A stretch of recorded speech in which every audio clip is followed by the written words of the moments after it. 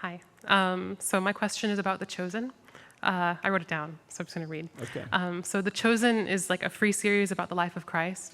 The creator, Dallas Jenkins, says he is making a Hollywood-level series about the authentic Jesus. And people have said that they pull out their Bible and the series is saying the same thing as the Bible.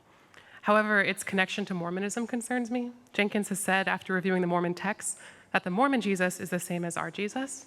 He also met with the Pope and demonstrates an openness with heretical forms of Christianity, especially Roman Catholicism. But then I hear believers say that The Chosen is enlightening. It helps them understand Scripture better. Mm-hmm. Is this a good thing, a bad thing, or is it something we're better off just tabling and talking about other spiritual things? Yeah, no, that's a great question, Lori, and I know it's out there and very popular. I share your concerns. I mean, if you back up and say it's entertainment and it's fictionalized Scripture, it's fiction. It's not. Some of it is quoting Scripture, but much of it is not. Much of it's pretense. And so as long as you understand that, if, you watch it the same way you would watch Ben-Hur, for example, or some other older film that has some reference to Jesus, and as long as you're not using it for those purposes, as you're just seeing it for what it is, it's somebody's idea about Jesus, then you won't get into too much trouble with it. But I think the problem is a lot of Christians are thinking it's the best thing since sliced bread and that this is going to be the new, power of the gospel that's going to take over the world. It's not going to happen. I have those concerns about Dallas Jenkins. I don't know the man personally, but I am very concerned about some of the things he said publicly. He certainly reveals an affinity for Mormonism, an openness, a drift that makes me very uncomfortable. So, I watched some of the first season because I knew there were going to be questions. And there were episodes that I thought, well, that's intriguing, that's interesting. There were others that I thought were just bad, and I disagreed with how things were presented. So I think you have to be careful with anything outside the Scripture. And so particularly when you have someone who's doing it, it's not finished. Here's why I don't recommend it. If I looked at one or two episodes in the first series, I might say, wow, that's thought-provoking. You might enjoy watching that.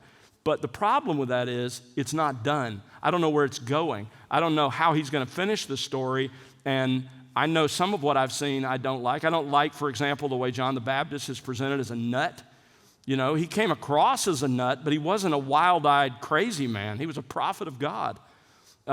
So there are misrepresentations. The idea of Nicodemus possibly becoming one of the disciples, that's a clear misrepresentation of the Scripture. So as long as you see it for what it is, okay, it's a fictionalized version of some events from the life of Christ, and you can watch it that way, watch it.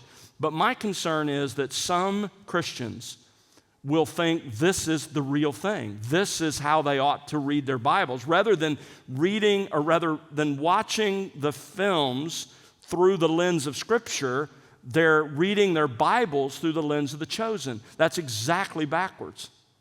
So, that's a real concern. And I would urge, if you're not a discerning person, then don't watch it because you're going to have a hard time sorting all that out. If you're a fairly discerning person, you want to watch some of it, watch some of it. Just remember what it is. It's not the Bible. There are quotes from the Bible in it, but that doesn't mean it is the Bible. So, again, that would be my encouragement is just to beware. Don't recommend it wildly and widely because you don't know where it's going. We don't know where the producer's going in his own theology, and therefore we don't know where the series is going. And so it's just not wise to do that.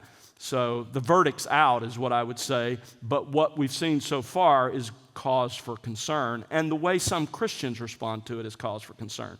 What you can't do, let me say one other thing. There are those who believe there should never be any representation whatsoever of Jesus. No pictures, no drawings, nothing.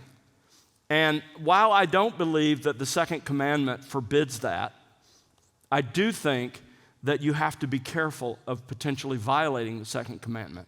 What you don't want to do is get so entrenched in your mind that the character playing the role of Jesus on The Chosen is Jesus, that when you're thinking about Jesus, the real Jesus, when you're praying to the Lord, when you're praising Him, you have that guy in your mind. That's not Jesus. All right? So be very careful. And that's not just the chosen, frankly, that's any representation of Jesus. With those cautions, I would say use your own discretion, but be very careful and just understand the dangers that come with a fictionalized version of the Christian faith.